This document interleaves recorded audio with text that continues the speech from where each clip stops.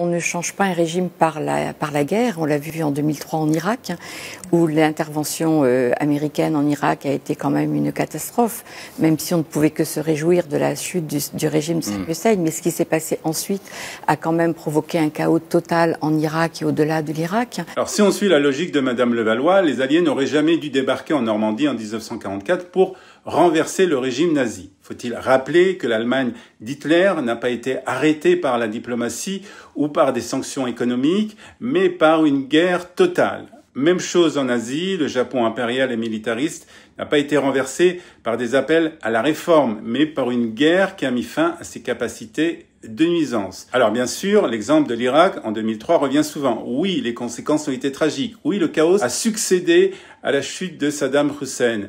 Mais il ne faut pas confondre l'objectif avec le résultat. L'objectif était de faire tomber un dictateur sanguinaire et cet objectif a été atteint. C'est la reconstruction politique ensuite qui a échoué.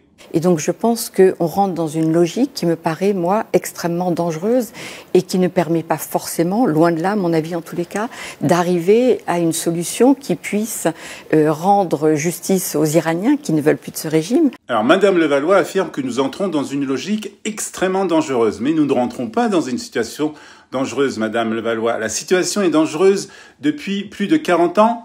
Pour Israël, depuis 1979, le régime iranien fait de l'hostilité à Israël un pilier de son idéologie. Il suffit de lire la constitution iranienne ou d'écouter les discours de ses dirigeants. L'État d'Israël est qualifié de tumeur cancéreuse qu'il faut éradiquer. Pas critiquer, pas affaiblir, anéantir. Alors oui, la situation est dangereuse, mais ce n'est pas Israël qui l'a rendu ainsi, c'est l'Iran, et refuser de le dire ou le minimiser, c'est de la malhonnêteté intellectuelle et historique. Et on sait très bien que depuis des années, et ça remonte bien avant le 7 octobre, il y a toujours eu cette préoccupation de la part d'Israël de vouloir en découdre avec l'Iran, d'en finir avec ce régime considéré comme une menace. Alors on se demande si Madame Levallois a lu la presse ou regardé un journal télévisé ces 20 dernières années, ce qui est un comble quand même pour une ancienne journaliste. Le régime iranien non seulement appelle ouvertement à la destruction de l'État d'Israël, il finance aussi le Hamas, arme le Hezbollah et soutient les Houthis au Yémen. Alors ces groupes ne sont pas des opposants politiques, ce sont des organisations terroristes et elles ont déjà frappé Israël à plusieurs reprises. Le 7 octobre l'a démontré de manière la plus tragique. Des dizaines de milliers de roquettes ont visé le nord d'Israël ces 30 dernières années.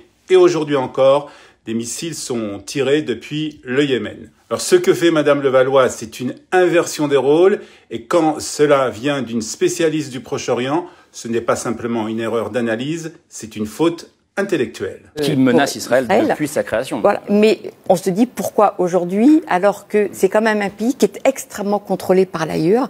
Et je pense que c'est important l'Agence internationale de l'énergie atomique. De rappeler que même si l'Iran continue à enrichir cet uranium, c'est quand même un des pays qui est le plus contrôlé par l'AIEA.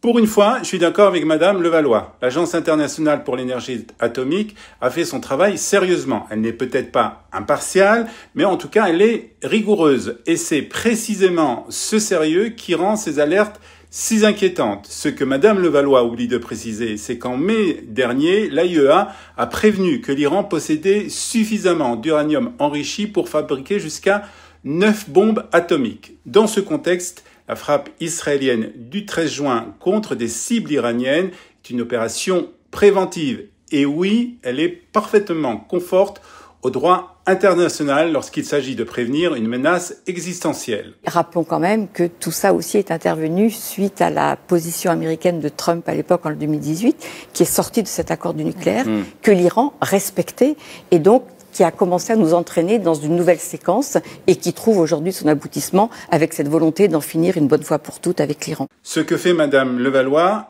dans cette intervention, elle évacue les faits ou les torts à sa convenance et sous couvert d'expertise, elle travestit la réalité, maquille les responsabilités et inverse ses rôles. Ce n'est plus une analyse, c'est une prise de position politique déguisée. Et quand cela vient d'une experte, ce n'est pas seulement une faute intellectuelle, c'est une trahison de la vérité.